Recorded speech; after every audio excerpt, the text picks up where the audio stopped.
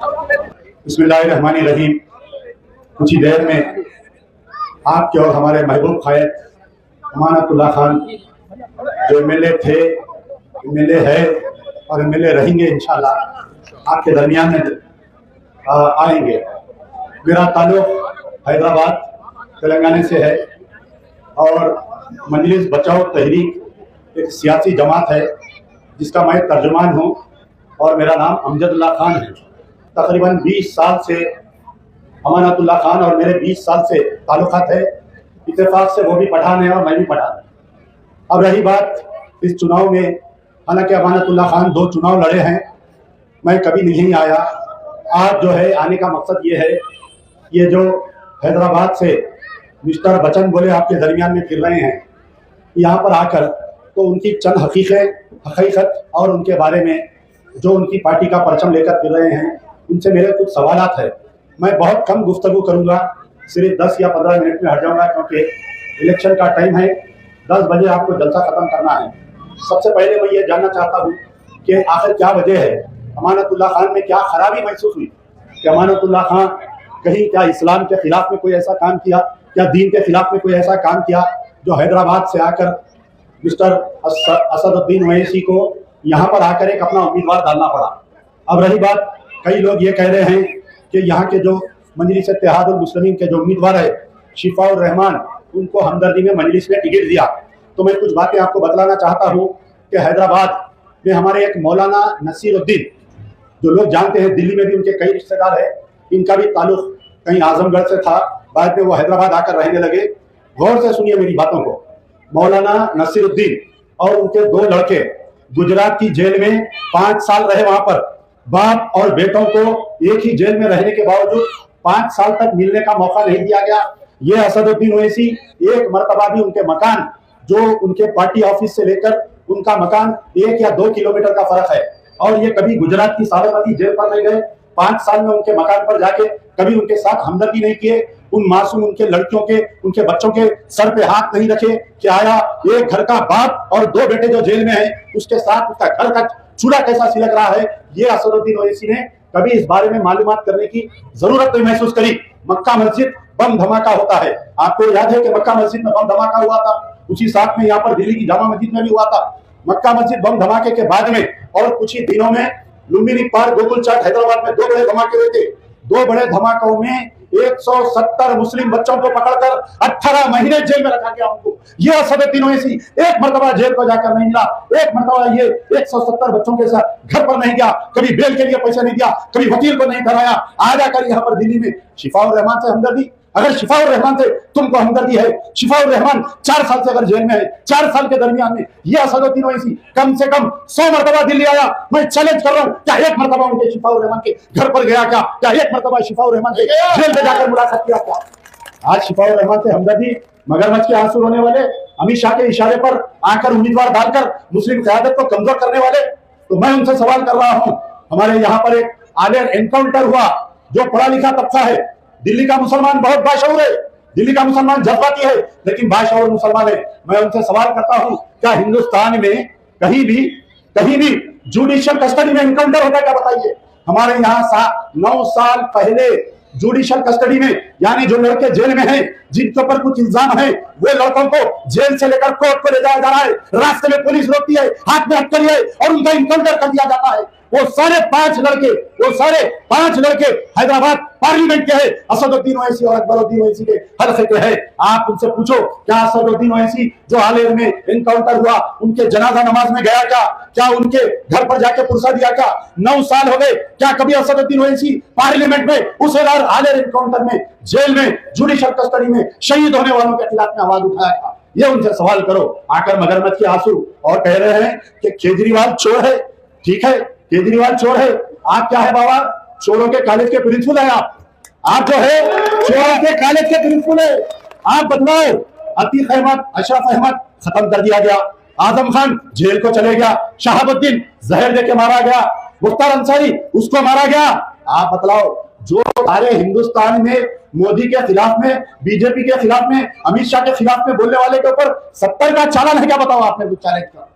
क्या अमानतुल्लाह के ऊपर ईडी इंक्वायरी होती है, जिसका बाप किराए के घर में था?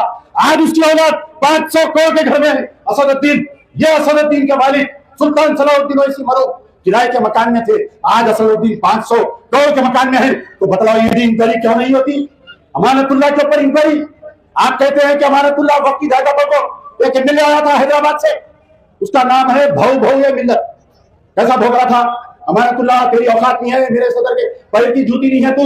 अरे अमानतुल्लाह से अल्लाह ने वो कहा दिया, झारखंड में मॉब लिंचिंग होती है, कोई अगर जाता है गर्व करो ये मुसलमानों को लाके, ये तुम्हारा एमएलए था, झारखंड जाकर उसके आंसू पोंछा।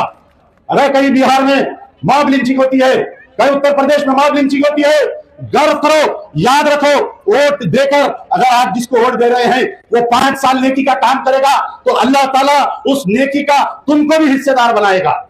5 साल 10 साल अमानतुल्लाह ने जो नेकी का काम किया, अमानतुल्लाह को वोट देने वालों को भी अल्लाह ने नेकी दिया।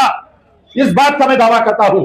आप बताओ कि वक्फ बोर्ड में, गौर से सुनिए मेरी बातों को, ये हिंदुस्तान में ये बात कोई गुफ्तगू नहीं करेगा सिवाय अमजदुल्लाह खान के। 94 में जब हमारा यूनाइटेड आंध्र प्रदेश था, हमारे पास 70 लाख एकड़ वक्फ प्रॉपर्टी थी। कितनी थी? 70 लाख एकड़ वक्फ प्रॉपर्टी थी हमारे पास। ये असदुद्दीन ओवैसी 94 से लेके यूनाइटेड आंध्र प्रदेश में वक्फ बोर्ड का मेंबर था। आज तेलंगाना अलग होने के बाद में भी आज भी वक्फ बोर्ड का मेंबर है। आज 30 लाख एकड़ वक्फ प्रॉपर्टी खत्म हो गई, करोड़ों रुपए की वक्फ प्रॉपर्टी खत्म हो गई। मुझे रहजनों से कोई गिला नहीं, सवाल तेरी रहबरी का था। तू एमएलए की हैसियत से वक्फ बोर्ड मेंबर था, एमपी की हैसियत से वक्फ बोर्ड मेंबर आज भी है। आप बतलाओ, पूरे हिंदुस्तान में वक्फ बोर्ड का ढलोरा पीटने वाली शख्सियत से मैं सवाल करता हूं, तेरे दामन में दारुल सलाम में के करीब में वक्फ प्रॉपर्टीज को कब्जा किया गया, जिसका नाम आया पूरे तेलंगाना में, पूरे यूनाइटेड आंध्र प्रदेश में जहां पर भी वक्फ प्रॉपर्टीज कब्जा होते हैं, कहीं ना कहीं मिस्टर के लोगों की आवाज होती है, कहीं ना कहीं इनके लोगों की हाथ होती है। भोले भाले मुसलमानों के दरमियान में आकर किसी महरूसीन को उठाकर नींद में से उसकी तारीफ करना, मगरमच्छ के आंसू रोना, खुदारा लम्हों ने की खता, सदियों ने प्याई सदा। अगर याद रखिए अमानतुल्लाह हार जाएगा तो अल्लाह ने अमानतुल्लाह को बहुत दिया, जिंदगी भर अपनी बीवी बच्चों में मसरूफ रहेगा। लेकिन याद रखो, अगर बीजेपी यहां से जीत जाएगी तो याद रखो, जाओ जाकर देखो जहां पर बीजेपी का एमएलए है, मुसलमान तरसते हैं, अजान देने के लिए तरस रहे हैं। आज वहां पर कुर्बानी देने के लिए लोग तरस रहे हैं। ये अमानतुल्लाह अगर एमएलए रहेगा, किसकी मां जनी के तुम्हारे बीच में, और अमानतुल्लाह अगर तुम्हारे बीच में कोई बंदूक डालेगा तो ये पठान का बच्चा अमानतुल्लाह अपना सीना पेश करेगा। याद रखो आप।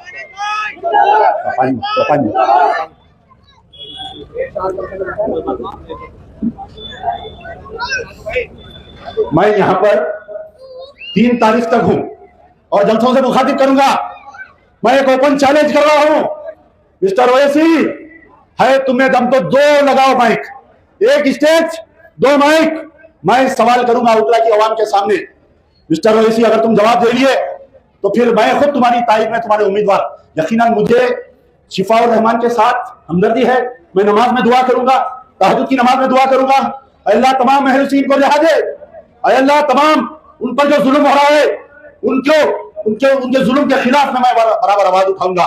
लेकिन मैं असदुद्दीन ओवैसी से वक्फ प्रॉपर्टीज जो तेलंगाना में तबाह है, वक्फ प्रॉपर्टीज जो यूनाइटेड आंध्र में तबाह है, आर्यन एनकाउंटर में जो मुसलमानों को मारा गया, जो महरूसीन को मक्का मस्जिद पर ब्लास्ट और लुम्बिनी पार्क के बाद जिनको गिरफ्तार किया गया, मैं वो सवाल करूंगा। है तो ओपन चैलेंज, 3 तारीख तक अमजदुल्लाह खान इस ओकरा के गलियों में फिरेगा, एक एक को मनाएगा। अरे नाराजगी तो हर किसी के साथ चलती है। आज रोटी है, कल रोट जल जाएगी, आज मोहरी नहीं है, कल मोहरी जल जाएगी, कल टमाटर बेन आ जाएगा, लेट आ जाएगी। लेकिन याद रखो, तुम्हारा इत्तेहाद अगर टूटेगा तो ये इत्तेहाद, ये जब पंजा खुल जाएगा तो ये इत्तेहाद एक होना फिर बहुत मुश्किल हो जाएगा। और कांग्रेस की उम्मीदवार, उनके ताल्लुक से भी कुछ कहूंगा। कांग्रेस के ताल्लुक से 9 साल हमारे तेलंगाना में बीआरएस की गवर्नमेंट थी और असदुद्दीन ओवैसी की एआईएमआईएम पार्टी 9 साल तक बीआरएस के साथ थी, 9 साल तक बीआरएस के साथ थी। 9 मसाजिद शहीद हुए।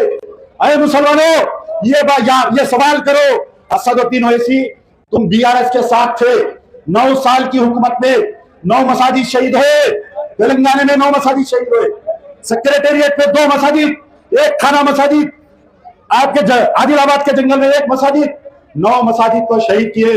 ये असदुद्दीन ओवैसी एक मर्तबा जबान खोला क्या पूछो। इख्तिदार पार्टी बीआरएस, चीफ मिनिस्टर के चंद्रशेखर राव, उसका बेटा केटीआर एक गाड़ी में बैठ के घूमते रहे, कभी मसाजिद के शहीद शहादत पर गुफ्तगू नहीं किए। आप आई कांग्रेस इख्तिदार में, तेलंगाना में कांग्रेस पावर में है, रेवंत रेड्डी चीफ मिनिस्टर है। रेवंत रेड्डी को असेंबली में इलेक्शन से पहले रेवंत रेड्डी को बोले ये छोटा रिचार्ज फुलटा टाइम में बोले, रेवंत रेड्डी के बारे में बोले कि ये आरएसएस का एजेंट है। बोले जैसा उन्हें चीफ मिनिस्टर बना, जाके तकरीर में अकबरुद्दीन ओवैसी बोले मैं और रेवंत रेड्डी बचपन के दोस्त है। वाह कैसा पाला पलटे, देखिए कैसा पाला पलटे। मैं आज सवाल कर रहा हूं कि 1 साल का अरसा हो गया, तेलंगाना में कांग्रेस सरकार है, एक मुसलमान मिनिस्टर नहीं है। अगर बीजेपी के रूल स्टेट में अगर मुस्लिम मिनिस्टर नहीं है, मुझे कोई गम नहीं, लेकिन याद रखो अगर कांग्रेस के रूल स्टेट में आज राहुल गांधी आए, मोहब्बत की दुकान, अरे ऐसी दुकान है मुस्लिम महलों में, मुस्लिम एरिया में इलेक्शन में खुलती, इलेक्शन होने के बाद जब मामूली जिंग होता मुसलमानों में, ये मोहब्बत की दुकान बंद हो जाती। सब हिंदुत्व। आज राहुल गांधी आए थे, उन कांग्रेस के मैडम से मैं ये पूछना चाह रहा हूं कि तेलंगाना में मुसलमान, क्या पूरे तेलंगाना में एक मुस्लिम काबिल नहीं दिखा कि जिसको मिनिस्टर बना सकते? 1 साल में 23 कम्युनल अटैक्स है। जैनूर असदुद्दीन ओवैसी से सवाल करो, असदुद्दीन ओवैसी जब आएंगे, आज से कुछ दिन पहले हमारे यहाँ तेलंगाना में एक जैनूर नामी मुकाम है, आसिफाबाद डिस्ट्रिक्ट, फिसाद हुआ, 140 दुकान और मकानों को मुसलमानों के जला दिया गया, 90 गाड़ियों को जलाए, 4 मसाजिद पे हमला करे। आप बतलाओ, ये good friend of Revanth Reddy chief minister एक बयान दिया, क्या बतलाओ? क्या कांग्रेसी बयान, क्या आपके रेवंत रेड्डी बयान दिया? क्या राहुल गांधी तेरी मोहब्बत की दुकान कहां पर गई थी जब मेरे मुस्लिम भाइयों के कलमा गो भाइयों के दुकान जल रहे थे? तो फिर याद रखो, मैं ओपन चैलेंज करके आपसे रुखसत लूंगा। असदुद्दीन ओवैसी हैदम दिन तारीख का ऐलान करो, जैसा अमेरिका में इलेक्शन होता, आखिरी दिन पूरे कैंडिडेट्स को बुलाते, मीडिया के सामने बहस करते, मैं सवाल करूंगा, तुम मेरे सवाल का जवाब दो। नहीं, अगर ये चैलेंज कबूल नहीं तो तुम्हारे कैंडिडेट को विड्रॉ करो, या मुसलमानों में इंतशार मत पैदा करो। यार जिंदा सोबत बाकी।